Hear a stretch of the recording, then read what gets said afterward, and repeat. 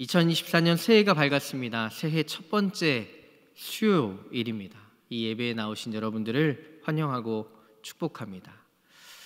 오늘 설교 제목을 작심 3일이라고 정해봤습니다. 딱 새해가 시작한 지 3일째 되는 날이기에 여러분 각자가 세우신 이 새해 계획들 또 결심들은 잘 지켜지고 있는지, 또 우리의 삶 가운데 우리의 삶의 이런 결단들과 결심들이 이 마음먹은 지 3일 만에 흐지부지 되어 버린 것은 아닌지 오늘 예배를 통해 다시 한번 돌아보고 또 우리가 점검할 수 있었으면 좋겠습니다. 제 기억으로는 초등학교 시절에 가장 처음 들어본 사자성어가 바로 이 작심 3일이 아닌가 생각해 봅니다. 왜냐하면 어머니께서 저에게 세연아, 넌 왜 이렇게 작심 3일이니? 이런 이야기를 하셨거든요. 네, 그랬습니다. 그래서인지 이 작심 3일이라는 단어를 들었을 때 기분이 그렇게 좋지는 않습니다. 왜냐하면 누군가가 나에 대해서 비난하고 또 평가하는 그런 말처럼 들렸기 때문이죠. 그런데 한 걸음 물러나서 생각해 보면 이 작심 3일이라는 사자성어만큼 인간에 대한 깊은 이해가 담겨 있는 사자성어가 있을까, 그런 생각을 하게 됩니다. 인간이 얼마나 연약한 존재인지, 그리고 어떤 결단을 하기보다 그 결단을 실천하는 것이 얼마나 더 어려운 일인지를 우리 가운데 가르쳐주고 있는 이 사자성어가 바로 이 작심 3일이기 때문입니다. 우리는 이번 주간 매일 새벽 잠언의 말씀을 읽고 있습니다. 모두가 잘 알고 계시겠지만 이 잠언의 키워드, 잠언의 열쇠와 같은 단어가 바로 지혜라는 단어입니다. 그런데 이 지혜라는 단어가 종종 이런 오해를 받는 경우가 있습니다. 지혜 그러면 그저 똑똑하거나 지식이 뛰어나거나 아니면 좋은 성적을 내게 하는 능력, 이런 것이 지혜로 오해받는 경우들이 있습니다. 그래서 자녀들을 위한 새해 기도 제목, 그러면 하나님 우리 자녀에게 지혜를 주십시오. 여기서의 지혜는 공부를 잘하게 해주십시오. 우리 자녀가 좋은 성적을 받게 해주십시오.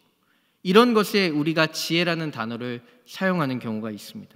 하지만 성경이 말하는 지혜란, 특별히 잠언이 말하는 지혜란 이것과는 좀 차원이 다른 의미입니다. 오늘 우리가 읽은 본문 잠언 9장, 그 중에서도 10절 말씀은 잠언을 대표하는 구절이기도 합니다. 잠언 1장 7절의 말씀이 조금은 반복되는 구절인 것 같기도 한데, 우리 다시 한번 이 9장 10절의 말씀을 함께 읽어보겠습니다. 시작. 여호와를 경외하는 것이 지혜의 근본이요 거룩하신 자를 아는 것이 명철이니라.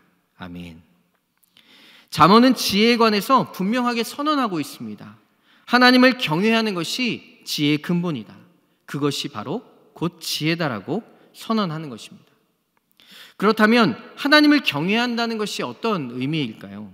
성경에는, 이 영어 성경에는 fear라는 단어가 쓰여졌습니다. 이 단어는 두려워하다 또는 무서워하다라는 의미로 번역되었는데요. 사실 하나님을 경외하는 것이 단순히 이처럼 하나님을 무서워하는 것, 하나님을 그저 두려워하는 그런 의미를 가지고 있을까? 우리는 여기서 원어의 의미를 조금 살펴볼 필요가 있습니다. 히브리어 원어로는 야레라는 단어가 쓰여졌는데요. 이 뜻은 두려워하다, 존경하다라는 의미를 가지고 있습니다.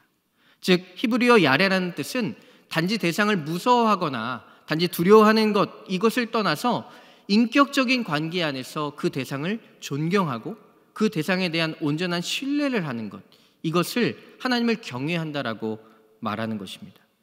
즉 하나님을 경외하는 것은 하나님과의 인격적인 관계 안에서 온 마음을 다해 하나님을 인정하는 것, 이것이 바로 하나님을 경외하는 것이라고 우리는 이해할 수 있는 것입니다.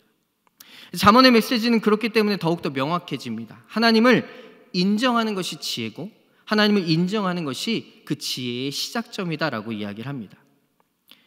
세상에 그 어떤 뛰어난 지식이나 능력을 가졌다 할지라도 하나님을 알지 못한다면 이는 지혜가 없는 사람이라고 성경은 선언합니다. 창조주이시며 온 땅의 주인 되시는 하나님을 알지 못하는데 그가 가진 것이 과연 어떤 의미가 있겠느냐, 성경은 우리에게 이렇게 묻고 있는 것이죠. 세상의 그 어떤 지식도 능력도 모두 하나님의 것입니다. 또한 내가 가지고 있는 모든 것들도 하나님께로부터 온 것입니다. 우리는 이것을 고백하는 것입니다. 인간이 무엇이든 발견하고 또 때로는 발명하고 창조한다 할지라도 사실은 아무것도 없는 것에서 만들어내는 것이 아닙니다. 하나님께서 창조하신 것들을 통해서 발명도 하고 발견도 하고 창조도 해내는 것이죠. 오직 하나님만이 아무것도 없는 상태에서 무엇인가를 만들어내신 분이십니다. 그렇기에 하나님을 인정하는 것이야말로 진정한 지혜라고 이야기할 수 있는 것이죠. 그렇기에 지혜가 없을 때, 하나님을 경외함이 없을 때 인간에게 나타나는 하나의 모습이 있다라고 성경은 이야기합니다. 오늘 우리가 함께 읽은 말씀 중에 7절과 8절 말씀을 우리 다시 한번 읽어보기 원합니다. 7절과 8절입니다. 함께 읽습니다. 시작. 거만한 자를 징계하는 자는 도리어 능욕을 받고 악인을 책망하는 자는 도리어 흠이 잡히느니라. 거만한 자를 책망하지 말라. 그가 너를 미워할까 두려우니라. 지혜 있는 자를 책망하라. 그가 너를 사랑하리라. 사랑하는 여러분, 하나님을 인정하지 않을 때, 우리가 하나님을 경외하지 않을 때, 하나님을 두려워하지 않을 때 인간에게 나타나는 모습이 한 가지 있습니다. 그것은 무엇이냐면 바로 거만함이라는 것입니다. 오늘 성경은 지혜 있는 자와 거만한 자, 이것을 완전히 대비하여 보여주고 있습니다. 즉 하나님을 경외하는 사람, 하나님을 경외하지 않는 사람, 그것을 지혜 있는 자와 거만한 사람이라고 이것을 대비시켜주고 있다는 것입니다. 하나님을 경외함이 없는 자, 즉 지혜가 없는 자의 모습을 거만하다라고 하나님 말씀하십니다. 여러분 7절과 8절에 있는 말씀, 여러분 다시 한번 눈으로 보십시오. 이 말씀을 이렇게 가만히 내려다보면 징계하는 자 도리어 능욕을 받고 책망하는 자 도리어 흠이 잡힌다. 또 거만한 자, 그를 책망하면 어떻게든 그가 다시 나를 책망하려고 하는 사람의 모습을 거만하다라고 이야기합니다. 여러분 이 7절과 8절에 등장하는 거만한 자, 여러분의 삶에서 만나고 싶은 사람의 모습이십니까? 그렇지 않죠. 만나고 싶지도 않고 또한 함께하고 싶지도 않은 사람의 모습입니다. 사실 이 성경에 거만한 자로 표현된 이 사람의 모습은 인간다움을 상실한 사람의 모습입니다. 인간다운 모습은 징계를 받았을 때 자신의 잘못을 깨닫고 돌이키는 모습, 이것이 바로 인간다운 모습입니다. 돌이킴, 인정, 그리고 반성과 회복의 길을 가는 것, 이것이 바로 자신을 창조하신 하나님이 계시다는 것을 인정하는 사람들의 모습인 것입니다. 하지만 반대로 거만한 사람들은 이 징계를 통해서 자신의 잘못을 깨닫고 돌이키려고 하지 않습니다. 오히려 상대를 모욕하고 상대에게 복수하려고 하는 모습을 갖는 사람들, 이 사람들이 바로 거만한 자라고 말씀하십니다. 하나님을 경외함이 없을 때 바로 우리에게는 인간다움을 상실하게 됩니다. 그렇기에 하나님께서 우리 가운데 주신 이 지혜라고 하는 것은 우리의 인간다움을 지키는 힘이 된다라고 성경은 이야기하는 것입니다. 지혜가 부재할 때, 하나님을 경외함이 없을 때 우리에게는 교만이 드러나게 되고 거만이 드러나게 됩니다. 그로 인해서 인간다움이 깨어지는 것이죠. 하나님을 경외함 없는 사람도요, 능력을 가질 수 있습니다. 그러나 그 능력은 무엇이 되냐면 상대를 겁박하는 무례함이 됩니다. 이 무례함이 되어서 상대를 상처 입히고 상대를 고통스럽게 만드는 것이죠. 그래서 우리가 거만하거나 교만한 사람 옆에 있으면 상처를 받는 이유가 이와 같은 이유이기 때문입니다.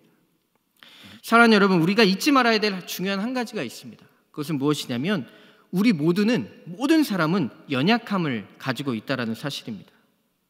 그런데 이 거만한 사람은 자신의 연약함은 보지 못합니다. 아니, 인정하지 않으려고 하죠. 하나님을 경외하지 않고 있기 때문입니다.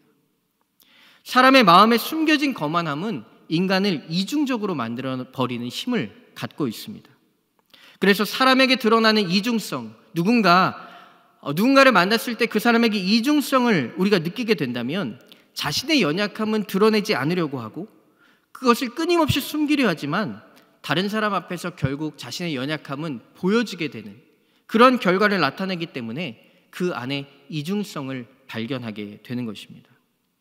사랑하는 여러분, 하나님이 우리의 삶의 주인이시라고 한다면 우리는 어찌 우리의 삶 가운데 있는 교만과 거만을 그냥 내버려 둘 수 있겠습니까?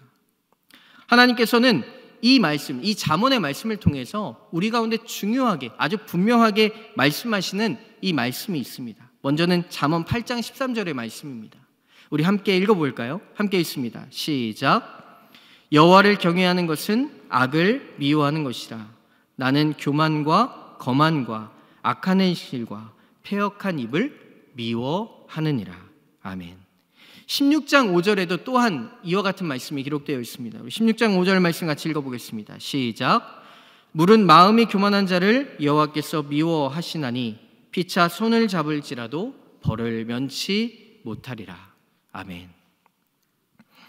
하나님은 이 교만과 거만에 대해서 분명하게 말씀하고 계십니다. 미워한다. 하나님이 미워하시는 것이라고 말씀하시죠.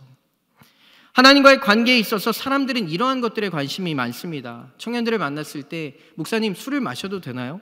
술을 마시지 말아야 되나요? 또 어떤 이들은 11조 헌금을 드려야 되나요? 드리지 말아야 하나요? 무엇인가 우리가 해야 되는 것, 하지 말아야 되는 것, 성경에 애매하게 갖고 있는 것에 대해서 많은 질문들을 가지고 있습니다. 그런데 하나님께서 너무나 명확하게 말씀하신 이 교만에 대해선 사람들이 그렇게 크게 관심을 갖고 있지 않습니다. 나는 분명하게 이 교만과 거만을 미워한다라고 하나님 말씀하지 않으셨습니까? 그런데 우리는 왜 이 교만과 거만에 대해서 우리 자신을 정직하게 돌아보려고 하지 않는 것일까요? 이것은 바로 우리의 깊숙한, 정말 내면 깊은 곳을 성찰해야 하기 때문입니다.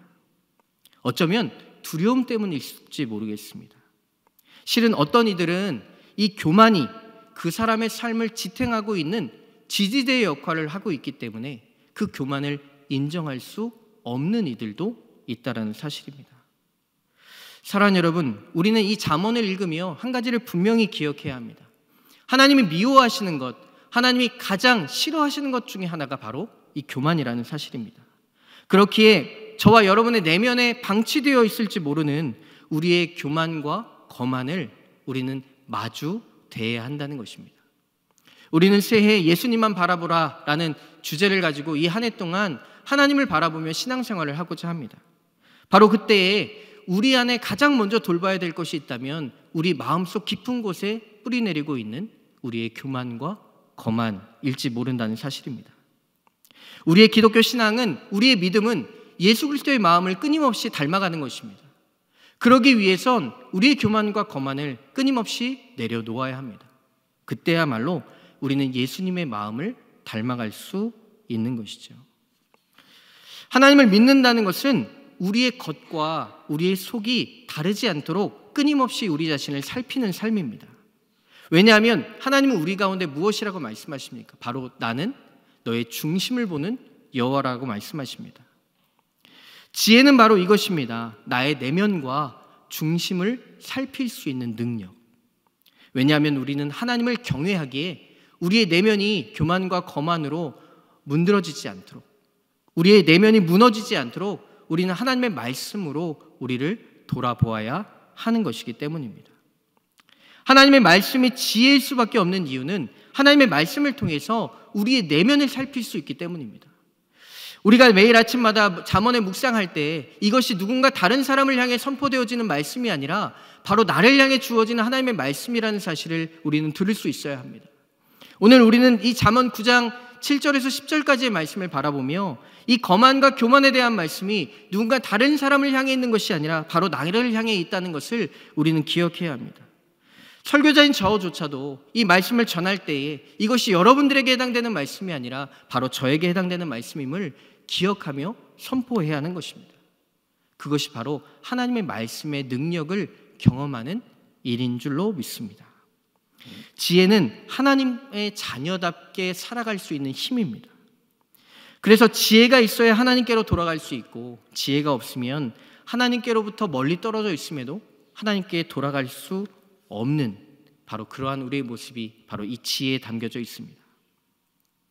그러면서 한 가지, 오늘 저와 여러분, 오늘 이 시대를 살아가고 있는 우리들에게 하나님의 지혜가 반드시 필요한 하나의 영역이 있습니다. 어떤 영역이냐면 바로 돈에 관한 영역입니다. 오늘날 우리가 살아가는 이 시대는 돈에 대한 경외함이 매우 큰 시대입니다. 앞서 나누었지만 지혜는 하나님을 경외함으로부터 시작됩니다.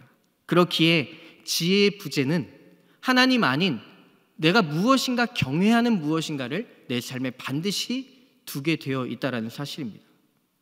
우리 자신에게 던져볼 질문이 있습니다. 하나님을 경외한다고 하지만 실제 돈에 대한 경외가 많지 않은가? 내가 정말 하나님을 경외한다라고 말하지만 나는 돈을 경외하고 있지는 않는가? 사실 누구도 자유로울 수 없습니다. 말씀을 전하고 있는 저도 마찬가지죠. 얼마 전 변호사님 한 분과 대화를 나눈 적이 있습니다. 변호사로 살아가면서 회의감이 한 가지 든다라고 이야기하시는 것이에요. 먼저는 자신이 변호사가 된 이유는 억울한 이들의 그런 어려움들을 풀어주기 위해서 자신이 변호사에 대한 책임감과 그런 마음을 갖고 변호를 하게 되었는데, 그분의 이야기인즉 자신의 모든 그 변호 안에서 가장 거의 모든 문제는 돈 때문에 이루어지고, 그리고 돈으로 해결되어지고, 돈이면 뭐든지 다 해결할 수 있다라는 것입니다. 그래서 처음에는 변호사님 저 돈 때문에 아니에요. 저 이거 시작하는 거 전혀 절대 돈 때문이 아니에요. 그런데 마지막에 가서 소송 끝에는 결국 돈 때문이었다라는 것을 고백하지 않을 수 없는 모습이 발견된다라는 것입니다. 결국 모든 것이 돈으로 해결되더라라는 것입니다.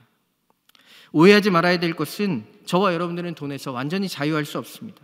하지만 반드시 싸워야 될 것이 있습니다. 내가 무엇을 경외하는가? 하나님을 경외하는가? 아니면 돈을 경외하는가? 나의 삶의 주인이 하나님이신가? 아니면 돈인가? 돈이 우리의 삶의 주인이 되도록 하지 않는 그것이야말로 우리의 믿음의 싸움인 줄로 믿습니다. 돈이 저와 여러분의 삶의 주인이 된다면 저와 여러분들은 거만해질 수밖에 없습니다. 또한 우리의 직책이나 우리의 명예가 우리의 자신이 주인이 될 때 우리는 점점 더 거만을 드러나게 되어 있죠. 내가 어느 학교를 나왔는데, 내가 누구인데, 내가 어떤 사람인데, 내가 얼마나 받는데. 하나님은 그런 우리에게 이런 물음을 던지시죠. 내가 가진 것, 그것은 누구로부터 온 것이냐? 너의 삶은 과연 누구의 것이냐? 하나님이 우리의 삶의 주인 되어 주심에도 불구하고 우리의 인생은 하나님을 내 삶의 주인으로 고백하지 않는 인생이 되어버린 것입니다. 사랑하는 여러분, 저와 여러분의 삶 가운데 하나님을 경외하는 삶, 하나님이 내 삶의 주인 되심을 고백하는 2024년 한 해가 되시기를 주님의 이름으로 축복합니다. 자신이 모든 것을 이루었다 생각하지만 그의 시간도 건강도 모든 상황도 하나님이 허락하시지 않으면 불가능한 것입니다. 우리는 정직히 우리 자신을 돌아볼 수 있어야 합니다. 그런 의미에서 지혜는 겸손함과 연결되어 있습니다. 지혜 있는 사람은 하나님이 내 삶의 주인이심을 고백하는 사람입니다. 작심삼일, 처음 오늘 제목으로 돌아가 보면 이 작심삼일 안에는 우리는 연약한 존재라는 사실을 고백하는 것입니다. 가치가 혼란한 세상 속에서 하나님의 자녀로 살 것을 우리는 2024년 송구영신 예배를 통해 결단하였습니다. 예수님만 바라보겠다라고 결단하며 올 한 해를 시작했습니다. 그러나 우리는 얼마 가지 못해 또한 흔들리게 될 것입니다. 사랑하는 여러분, 그렇기에 우리가 걸어가는 믿음의 길, 영적 여정에서 정말 중요한 것이 한 가지 있습니다. 그것은 무엇이냐면 바로 영적인 공동체입니다. 우리는 누구나 너무나 연약하고 약하여서 누구나 혼자 있으면 작심삼일에 금방 무너져 버릴 수밖에 없습니다. 나 혼자서는 쉽게 포기하죠. 그러나 우리가 매일 아침마다 함께 모여 잠언을 읽겠다라고 결정하였기 때문에 우리는 그 약속을 지키며 이 자리에 나와 말씀을 읽을 수 있는 것입니다. 우리가 혼자 결단하고 혼자 작정했다면 그것을 끝까지 읽어내지 못할 수 있습니다. 그러나 우리가 함께 모여 읽기로 결정하였기에, 저와 여러분들에게 공동체가 있었기에 우리는 이 결단을 이어갈 수 있는 것입니다. 전도서 4장 12절의 말씀은 우리 가운데 이렇게 말씀하고 있습니다. 한 사람이면 패하겠거니와 두 사람이면 맞설 수 있나니 세 겹줄은 쉽게 끊어지지 아니하느니라. 아멘. 어쩌면 작심삼일은 지혜가 시작되는 자리일지 모르겠습니다. 나의 연약함을 인정함으로 하나님의 도우심이 필요하게 되는, 그래서 정말 하나님을 경외함으로 겸손하게 서로의 연약함을 함께 세워주고 견뎌주는 지혜를 배우게 되는 그 시작이 바로 우리의 연약함일지 모른다는 사실입니다. 사랑하는 여러분, 저와 여러분 혼자는 작심삼일입니다. 하지만 함께 할 때, 서로를 의지하고 견뎌주고 세워줄 때 저와 여러분의 믿음은 지켜질 줄로 믿습니다. 말씀을 정리하겠습니다. 하나님을 경외하는 자, 지혜 있는 자는 자신의 연약함을 정직히 드러내는 사람입니다. 나의 약함은 하나님의 강함을 경험하는 시작입니다. 이것이 바로 지혜인 것이죠. 하나님을 경외할 때 우리가 가진 약함이 하나님의 강함으로 바뀌어지는 것을 경험하는 것, 이것이야말로 진정한 지혜인 것입니다. 사랑하는 여러분, 우리는 여전히 작심삼일을 가지고 있습니다. 그러나 하나님께서 우리 가운데 주신 믿음의 공동체, 우리 종교교회를 통해서 우리의 연약함을 드러내고 인정하고 함께 고백할 때, 우리가 함께 믿음의 선한 싸움을 싸워갈 때 하나님께서는 저와 여러분에게 그 연약함을 이길 수 있는 능력을 주실 줄로 믿습니다. 2024년 한 해 동안 우리 공동체 안에서 함께 믿음의 삶을 싸워갈 때 하나님께서 저와 여러분에게 놀라운 하나님의 강함과 하나님의 능력을 경험시켜 주실 줄로 믿습니다.